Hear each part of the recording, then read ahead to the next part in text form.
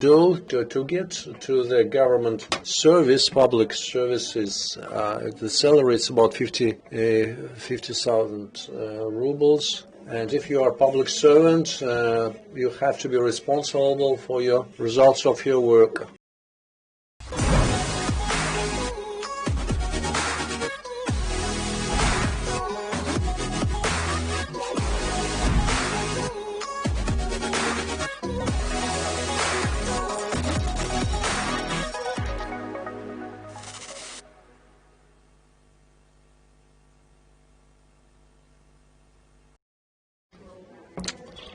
So, have a nice day. Yes, good afternoon. It's thank you for participating in our joining us. So you are the main HR. You are the head of the Department of the Civil Service and Personnel under the President of the Republic of Tatarstan. So I've been on public service all my life. 22 years ago, I started my work on the lowest position. I have a law degree, and I worked in a legal department. Then I got great experience in government work as a civil servant. Then I worked in the Cabinet of Ministers, and I developed support of the local self-governance. And then President offered me to start working as the personnel training department, and by the time I had already enough experience.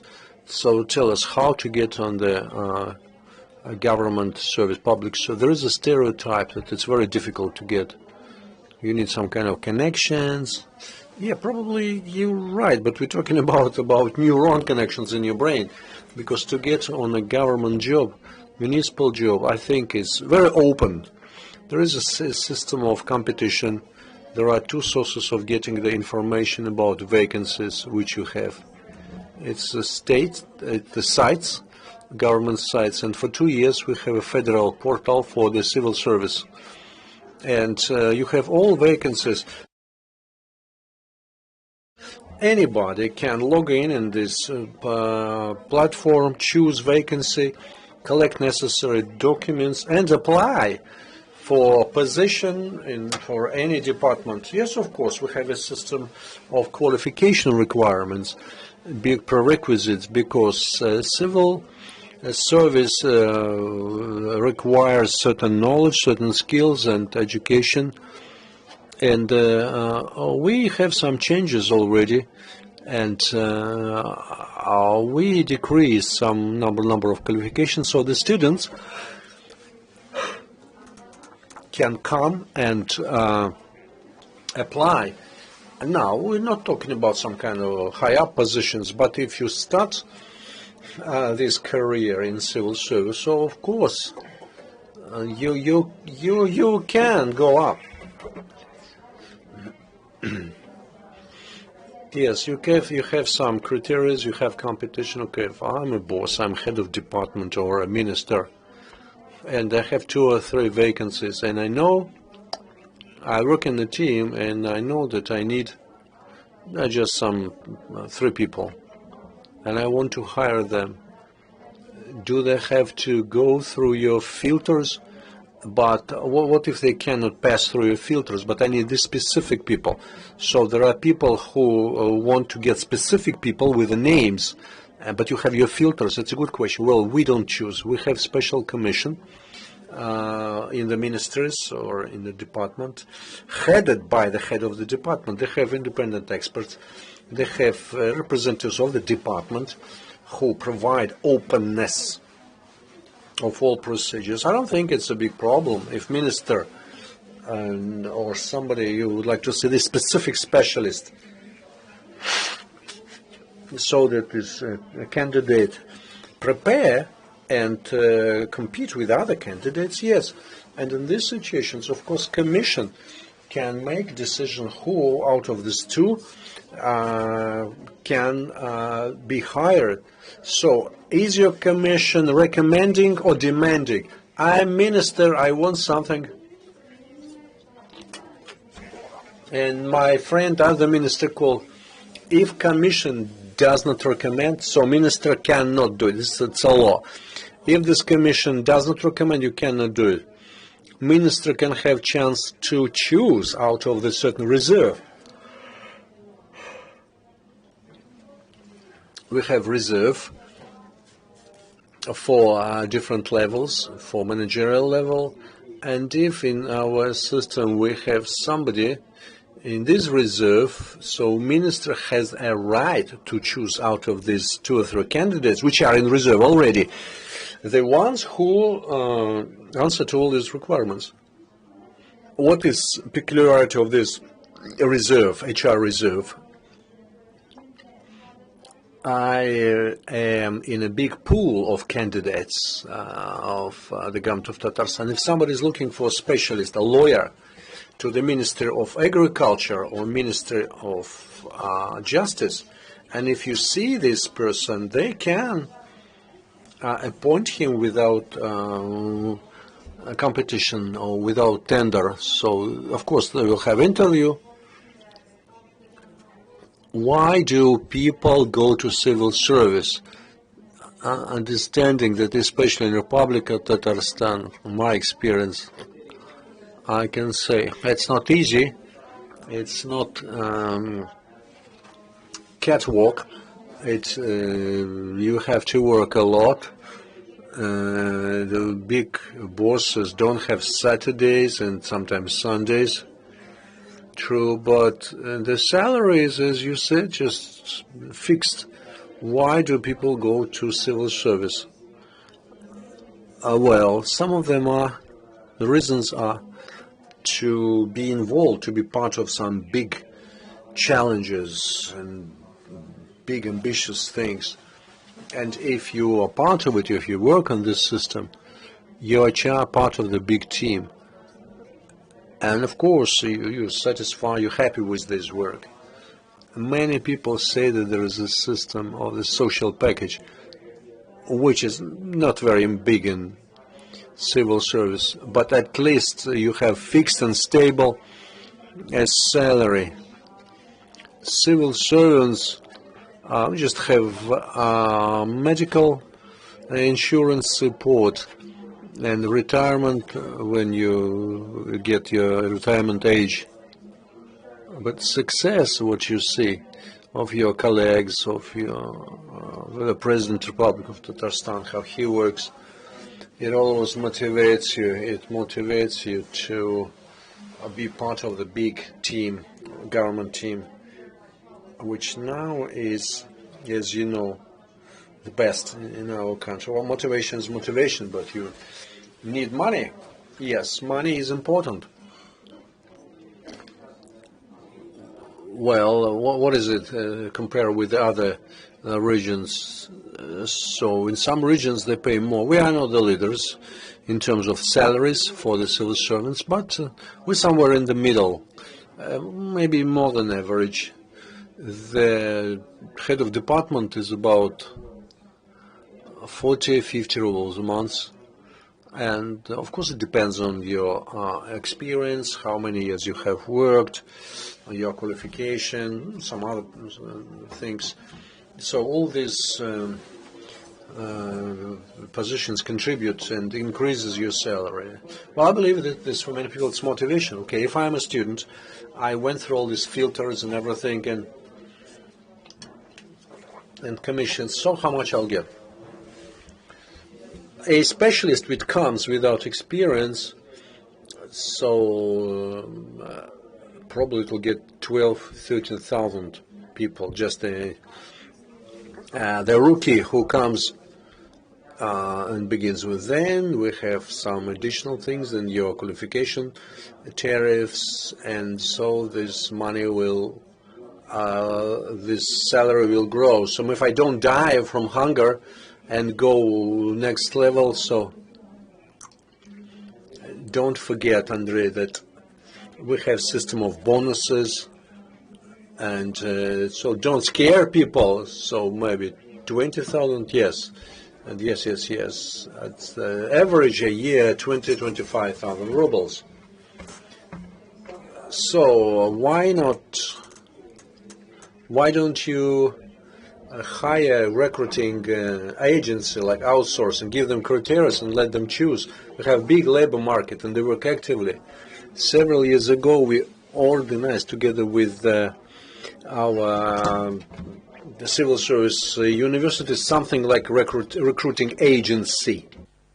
Identify the staff person. We have the access to respective websites. We obviously have a large database of our own candidates. We have respective reserve teams. People are applying that want to be there. We are taking part in the competitive procedures. We do see the guys that want to work and advance in the civil service, thus they are included into the overall system of assessment. Today we have 15,000 CVs. You mean 1,500 CVs people want to get to state service? Yes, or maybe change their position. What the ministers get, is that 150 to 100,000? I understand that it's over 200,000 on average throughout the year with the bonuses, etc. How are you getting them? How are you giving an apartment? Because obviously nobody would want to hire at that amount of money. Yeah, be part of the great things. Beautiful, wonderful, beautiful words, but people are living here. They want to develop. They would like to invite a young lady to the restaurant, going to the seaside, etc. What are you offering? Are you giving the apartment? The loan, the state service foresees the subsidy for people that need housing.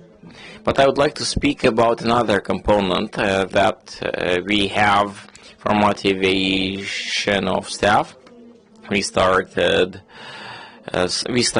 various work done by the scholars all over the world. We see that various generations, including M generation that starts coming to workforce, they are very much interested in opportunity of personal growth, and the state service of the Republic of Tatarstan is offering that opportunity.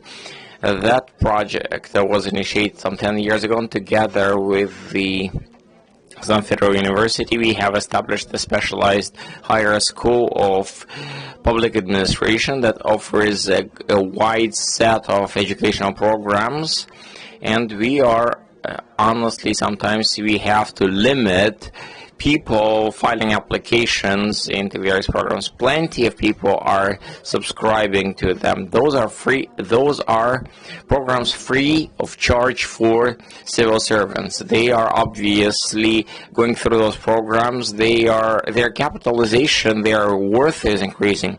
How often do staff travel abroad? Internships. Yes, we have internship platforms, 3 levels. We have such 15 sites throughout the Republic and municipal formations, as well as at the ministry level. Clearly, there is a system of foreign internships, but there are fewer today. And I do admit that going through an internship abroad has a very strong effect on us, because you might remember the statement that it's better to see once than hear 1,000 times. Singapore and China are advanced countries. How many people went through Singapore? 500, 600, or what? We have a rule that all newly named staff, we try to send them a number of dozens of heads, municipalities, and ministers. They are going through that internship in the Republic of Singapore, and we are preparing a separate program for each. and the Civil Service College of Republic of Singapore is very much supporting us. I've been to Singapore twice. Many things that we are making happen with the municipal servants of ours is coming from the system that we are learning there. Well, motivation. What does this ID gives you that you are a municipality or a civil? That only gives you the access into the building. And can I show it to road police? No, you can't. What is the KPI of yours if someone is arrested? Do you get any frying, or if someone is invited to move to Moscow, are you kind of rewarded? My work is assessed by the performance of the overall civil service of the Republic of Tatarstan, how we organize the rewarding system, and I believe that successes the Republic has on the implementation of socioeconomic programs, when we see that the regional authorities of the Republic of Tatarstan are, for many years, are the leadership in the federal ratings of regional civil servants, is also one of the elements speaking about our effectiveness. Talking about criminal code kind of challenges, etc., I don't know whether that would be my responsibility. Weren't you the one that was hiring? Oh, we didn't have any such cases yet, so I didn't think about that. Corruption is a terrible thing, and it's always painful to hear that such and such official was arrested, etc. Some documents were taken out. How do you see that? Well, it's unpleasant when all that reflects on the state service, civil, whatever services. See, there are these statements that we say that the place where you can get some inappropriate benefits. Well, majority of civil servant staff is very professional and does everything legally. I guess there are some cases that we cannot avoid altogether. I wonder whether you can genetically identify whether you are using the polygraphs, tests, etc. There are such tools. These technologies are being used in the Republic. But at the same time, no specialist will give you all. We need to understand what is in the brains of the people. How are you attracting people to the state service? You can't even give free tram ride. Well, we can probably think that if the minister knows some candidate and wants to give a priority to that, but the decision is made by the contest committee, hiring committee, but obviously recommendation of the minister is important. Look, at the same time, large amounts of money are going through various ministries, committees, etc., whilst the staff working there is not being very highly paid. What is the guarantee that they would be performing well? I clearly agree with you that the people that are coming to civil service should have respective qualities. Well, and how about seduction? It is possible, and we admit that probably the size of salaries is not matching with the tasks at civil service, and especially at the municipal level. And this year there will be an indexation of the municipal servants, and despite the difficult economic situation, Due to coronavirus, the decision was made by the President of the Republic. In that sense, wages are wage situation is improving. 2 years ago, we have seen change in the salary structure. A fixed part was significantly increased, which affected the incomes of young specialists. How are you using modern technologies in your work? First of all of the HR work today is totally digital. 5 years ago, we have established a single HR system that brought together all the regional and municipal authorities. Thus, today we have over 25,000 cases, participants, all the information about the income. What is the total figure of various officials? Total regional, municipal, 12,500. So 5,700 regional state servants, and others are municipal ones. How come that we are seeing few ladies at the leadership level, especially higher leadership? Is that somehow related to cultural specifics of our republic? And why little, the proportion? Look, you are giving the names of the rare stars on your horizon. All of those are smart, wise. You would like to have more. I would agree. Why don't you have more? We are trying hard to be moving that way.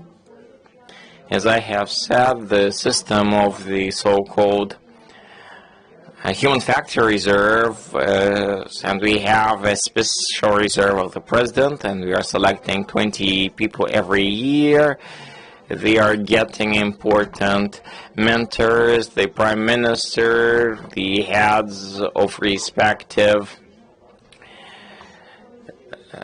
offices of the president of the government, and we started having more ladies there, so it's now 4 out of 20, but last year we had 2.